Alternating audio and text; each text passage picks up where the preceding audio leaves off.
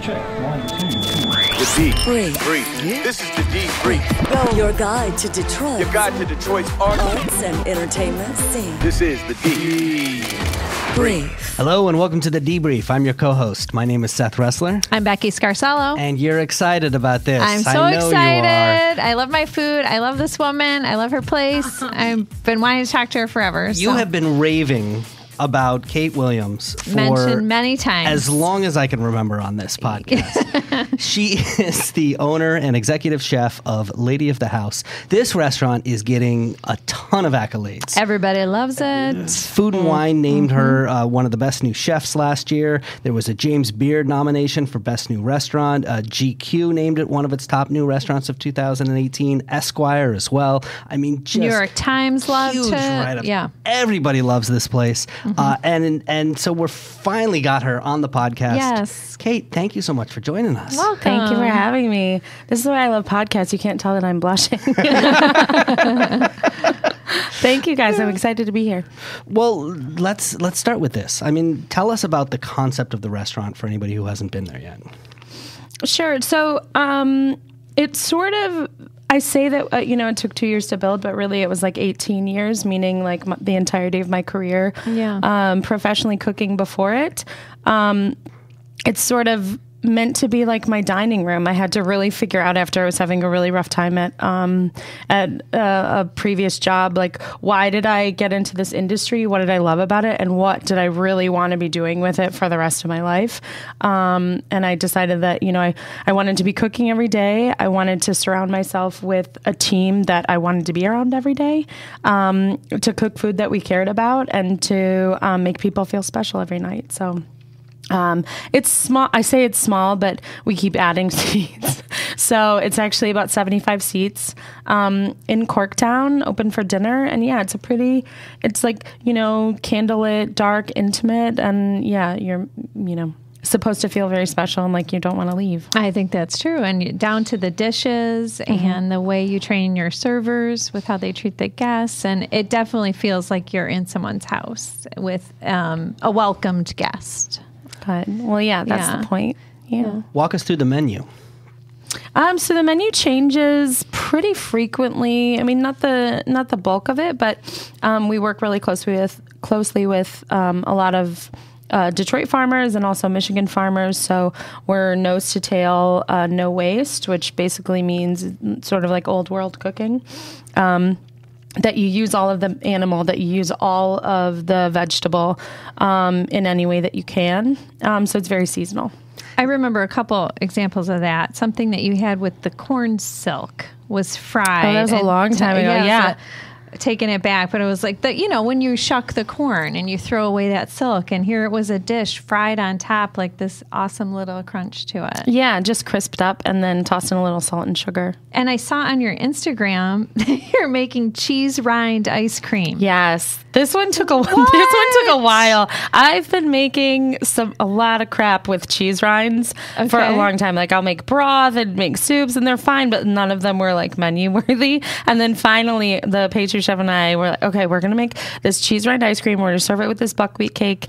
And it took a few variations to get the texture right. So. Yeah, I got to say, I'm not sure about it. It's delicious. I'm sure because it is, it's so I know you and your work. And sweet. Yeah, so when you say you're using every part of the animal, that doesn't necessarily mean that you're making a dish that nobody's, that's new or exotic or unfamiliar to people. It may be taking a part of the animal and using it in a more traditional dish, right? Absolutely. Like meatballs. So like all of the lamb scraps go into making lamb meatballs or lamb bolognese. We just grind it up. So yeah, it's not like, there's only one head on the pig, right? So it's not, you know what I mean? So it's not like we can have like a pig's head platter every night. Right. So right.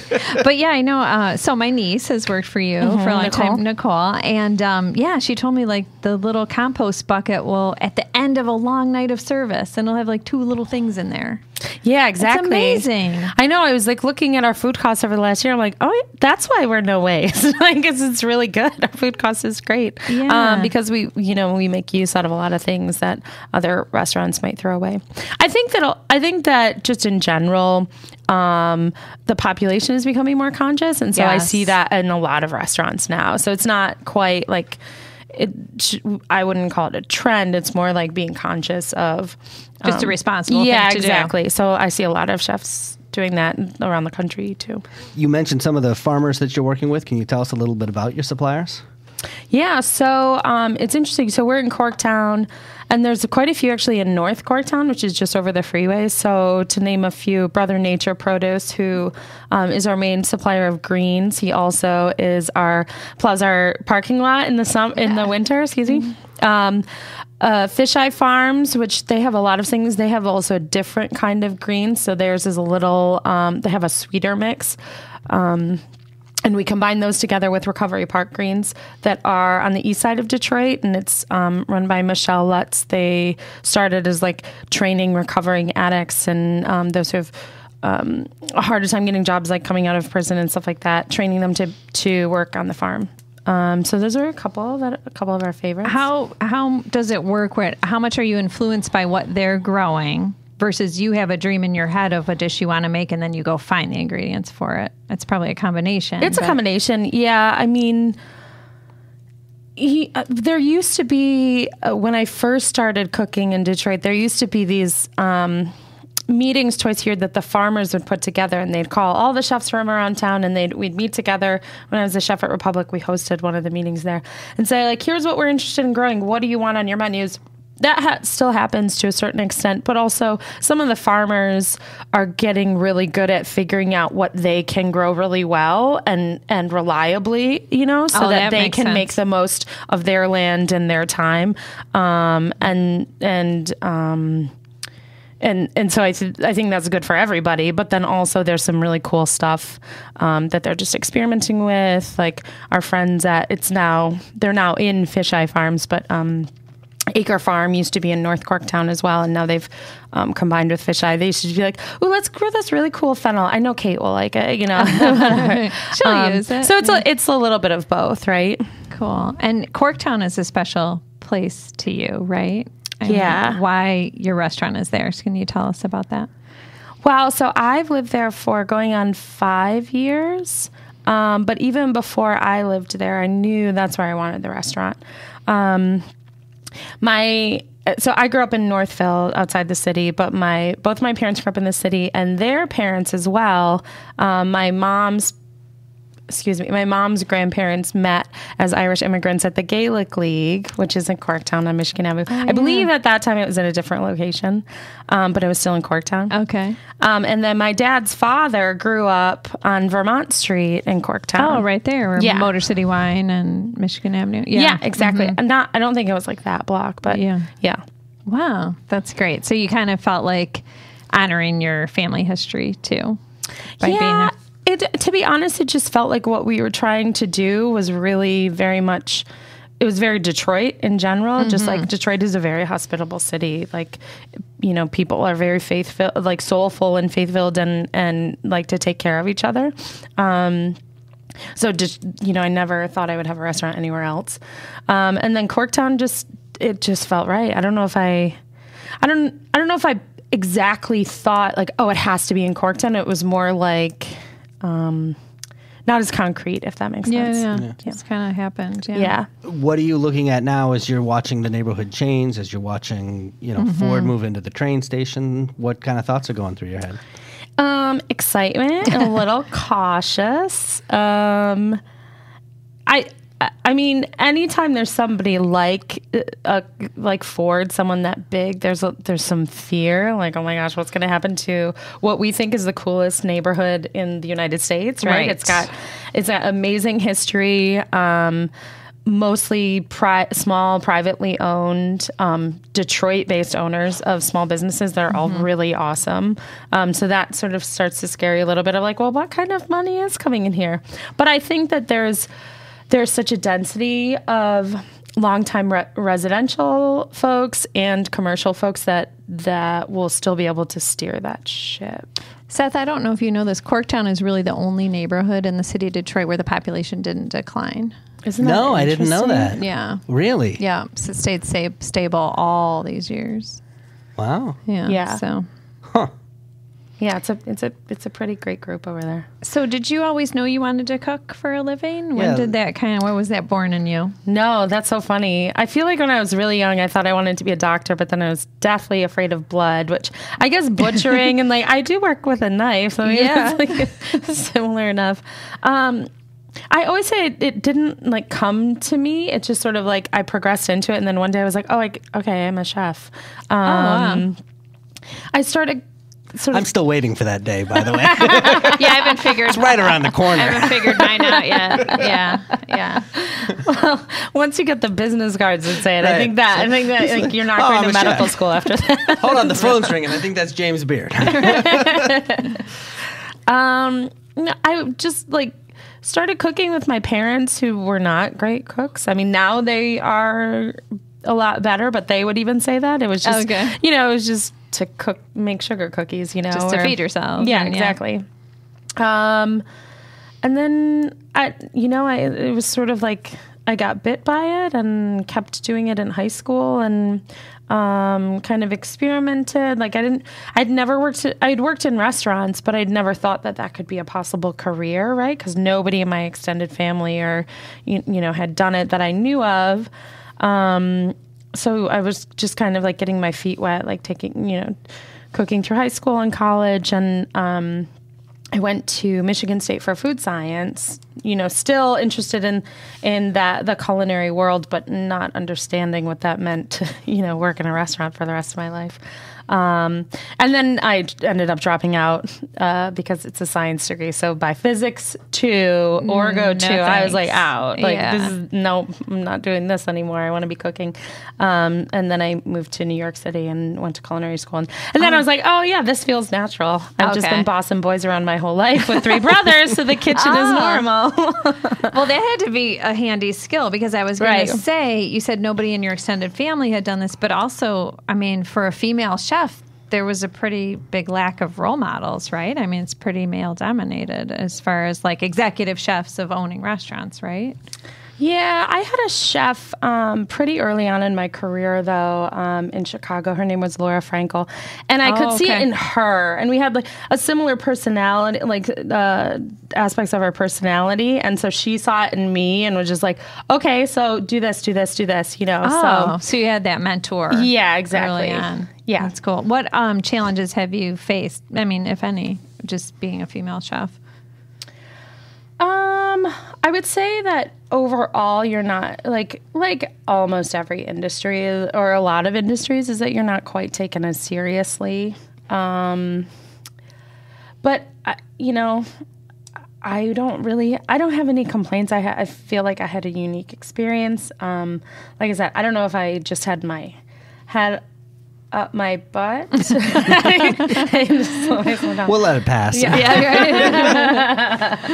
And just didn't notice, all these things that people are talking about that have happened in kitchens or restaurants for a long time. I was lucky and I didn't have that kind of experience.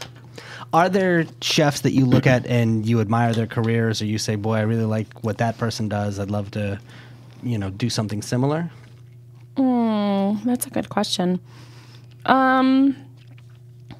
For different ways, of course, Alice Waters, who kind of pioneered this slow food movement. Yeah, out of Berkeley. I mean, explain her significance. Yeah, I mean, well, she was the first person to kind of, in my experience, to say it out loud that, food is not supposed to be fast, and really, really put, I don't know how to say this, but championed the art of cooking and what it is to make a meal, and it being about the food as opposed to, just driving through just for sustenance, which is not good for you, and blah blah blah.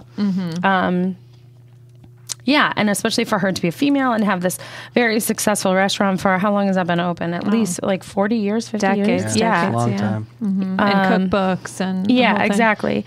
And just, a true leader in a way that, leading by example, not necessarily just by the number of businesses she has. Right. I've always been fascinated in the world of, restaurateurs and chefs and food, how there are these pioneers, these influencers, and how do you guys learn them? Because it's not like there's a textbook where you open it up and there's a family tree of chefs that goes from Alice Waters down to, whoever's out there today. Like, do you guys just swap stories in the kitchen, or where are you talking about what other chefs around the country are doing? Kind of. I think one thing, and I've never worked in any other industry, so I don't know if it's similar in other industries, but one thing is that cooks are avid readers of anything written by other, chefs that they look up to, or cookbooks. Any cookbook, right? You're reading it and wanting to learn. I mean, so your training, your learning never stops, including for me to this day, and hopefully for, decades on. So I think that's a big part of it. So what are you reading, or what have been some of the influential cookbooks or other books that you've read? Ooh, what am I reading right now? I mean, I know I listened to Kitchen Confidential, and I was like, that dude's a badass. Yeah. I read that a long time. I read that like right before I started culinary school. I was like, okay, yeah. I'm doing the right thing. This is cool. Yeah, he did make it seem very cool. He did. Yeah. What am I reading right now? I just got the second Joe Beef cookbook. The Joe Beef is in Montreal. Okay. I literally just got it yesterday, so I haven't even jumped into it. There's this really cool book. It's called The Science and Lore of the Kitchen. And it was a translation from Italian, and it was like the first cookbook. It was the first cookbook in Italian that was written for home cooks. Oh. Everything before that had been in French. So it's from like 1897. Oh, cool. But it's so interesting because he has this philosophy on cooking, the writer, just like, the sauces are just like women, or like, it looks like a smile, or you know what I mean? He's just like, he's very like loving about the food that he's making. And I feel like that's a style that when I came up in kitchens was not popular, to just like love what you're doing, and like, not using recipes, because he has like recipes in there, but sometimes it's like, it's like, maybe like 4 tablespoons, or just omit it. It's like either or. Yeah. So I love that one. So when you're in the role of owner and executive chef, what does a typical day look like for you? Mm-hmm. Oh gosh, they're all different. Let's see. Coming in and checking on any new dishes that are happening that day. I'll usually have started off-site. So wait, and what time are we talking about here? Because I have a feeling I'm not awake. Yeah. Oh no, we're later. Yeah. Oh, I like to have like until 9 a.m. by myself. Okay, good. Yeah. Okay. Yeah. That's reasonable. Yeah, until 9 a.m. by myself, and then there's a lot of email correspondence that they don't tell you about in culinary school. Yeah. So about 11, that goes on until about 11 a.m. And then depending on the day, I'm either downtown we have a new bar. Candy bar. Or meeting someone related to Karl's and then coming into the kitchen. The nice thing is that at Lady, we're about a year and a half old. And so by that time you have your core team is there and knows what to do. Even if the sous chef isn't there that day, like your mainline cooks know how the kitchen's supposed to run on that morning prep. At this point. Yeah. So that's nice before the 11 a.m. noon. Before I get there. Yeah. So you mentioned Candy Bar. So tell us about that and how that came to be. So Candy Bar's in the Siren Hotel downtown. And that one came as sort of a package deal for the restaurant that's on the second floor, which is called Karl's, which is named after my great-great-grandparents' bakery on the east side of Detroit called A. Karl's Kirchhoff Home Bakery. They were German immigrants, and this was like right before the Depression. They went out of business. And so we're doing the hotel restaurant there, and then also partnered in the bar, Candy Bar. And the bar opened probably, it will be a year before the restaurant, which no one expected, but that's okay. Yeah. Yeah. That's show business. Goodness Takes time. Yeah. And Candy Bar has gotten national accolades at this point for the design and the drinks. And so congrats on that. Thank you. So we partnered with Ash NYC team who did the full design, and it's incredible. Yeah, it's beautiful. Yeah, I can't. That's none of my doing. So at this point, do you have other concepts in the back of your head that you're like, oh, I'll get to that at some point, or other ideas for future plans? Definitely things in the back of your head, but then on a daily basis, you're like, nope, this is good. 3 is my max. Well, that takes incredible focus, I would think. Now, what's Karl's going to be like? So Karl's will be a little bit more not a little bit. It'll be more casual than Lady of the House. It'll be breakfast, lunch, dinner, 7 days a week, and just have a more, I would say more comfortable, casual atmosphere and menu. So we'll have like spaghetti and meatballs and a ham sandwich. So still the same attention to detail and responsible sourcing that we have at Lady. Like actually a lot of the stuff will still be prepped at Lady. Okay. But just a more casual atmosphere. Let's talk about Detroit for a minute. I mean, you've been in this restaurant scene for many years. How have you seen it change? Yes. Where is it now? And especially as I know with all the accolades that have come with Lady of the House, you've been traveling. What's the reception from other people when you tell them that you're from a restaurant in Detroit? Detroit dining scene, yeah.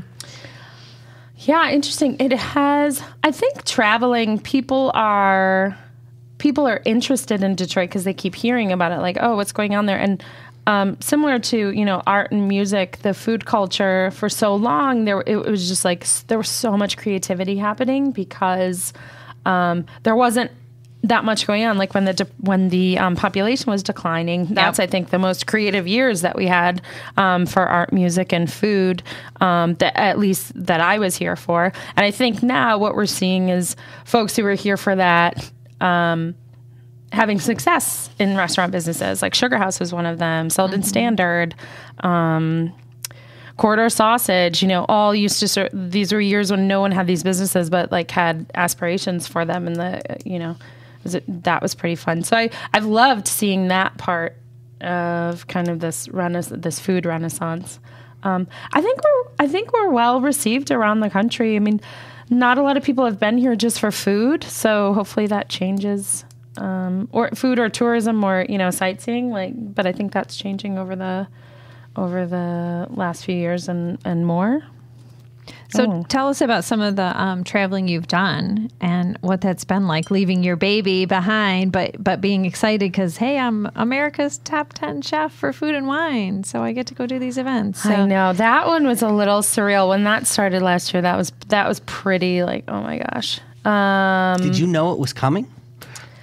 I didn't know it was coming. So we found out. So we got a James Beard nomination last year. I think we found out in February. That makes sense. And in case anybody doesn't know, James Beard is basically the Oscars of the food world. Yes. Right. We weren't expecting that either. It was like, oh my gosh. How do they decide who's going to nominate? Does somebody go in? Like, what? I don't know the whole procedure. Actually, that's they probably don't want you to. Right. Go back and check the videotapes. No, I know I know you can like you get nominated and then they have an advisory board or something like that. But I don't know like the intricacies. Yeah. And then I do know that for the actual voting of who wins the award, it's something with like you have to have won an award in order to vote or something like that. I don't know if it's in that category. It feels very complicated. But it was on that day that I got the call from Jordana, who's the restaurant editor for Food and Wine magazine. She was like, hey, I just want to congratulate you on James Beard. She's like, how are you feeling? I'm like, good.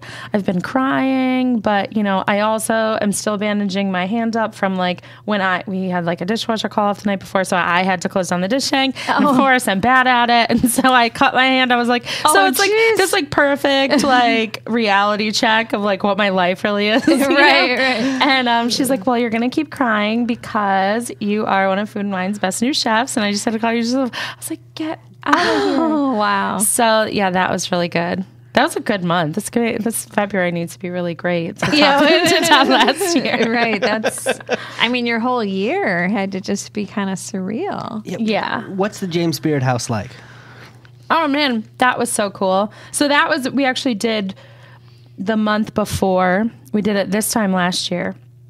So it was before all of the awards, whatever. We actually took our whole team there, front and back of house, to New York, It was really cool. It's a very small kitchen and very small. It's a house, right? That he used to live in. Okay. So it's very small, but it was super cool. Really, really cool. And it ended up at the end that the front and back of house was singing. What's the song from the Queen song from Wayne's World? Oh, Bohemian Rhapsody. There's video somewhere of that. So what are you doing there? Is it like a residency or? No, we just cooked for one night.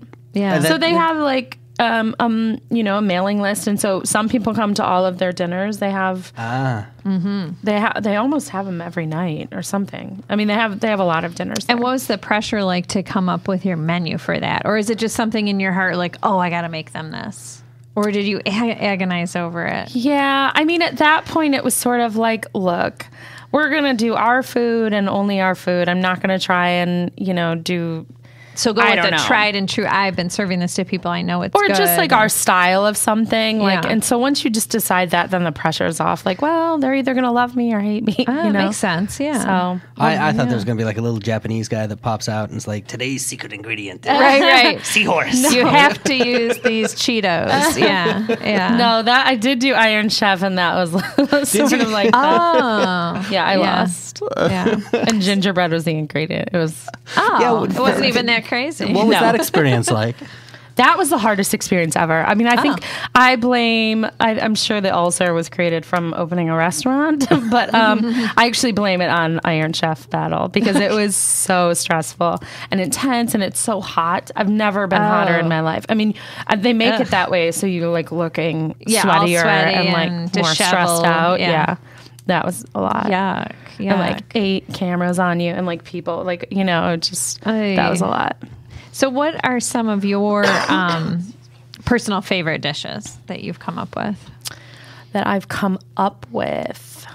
Like one thing I think that's so spectacular is that crazy carrot steak. Oh, that one's really good. That one was based on one that I had in Copenhagen, though, so I don't know if I can take full credit of that. I mean, we'll give it to you. But describe some of your favorites. The shrimp butter is one of my favorites. That's a staff favorite too. I actually served that when I opened Republic as well, and just really liked it. It's supposed to just be like the essence of shrimp, like spread on toast. So, or almost like shrimp hummus. So we it's like aromatics and like very delicately cooked shrimp. I mean, that's like you have to like throw it out if you don't cook the shrimp properly. And then emulsified with clarified butter. So that's one of my favorites, and still, like I said, a staff favorite.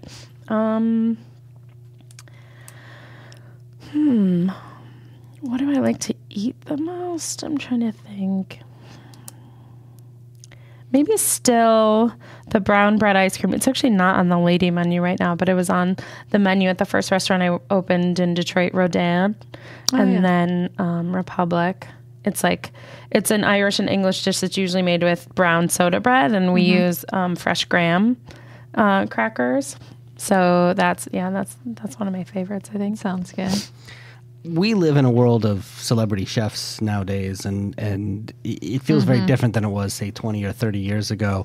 Do you have a moment where you sit there and you go, what does my future look like? Are we putting Kate Williams on the side of a casino in Vegas?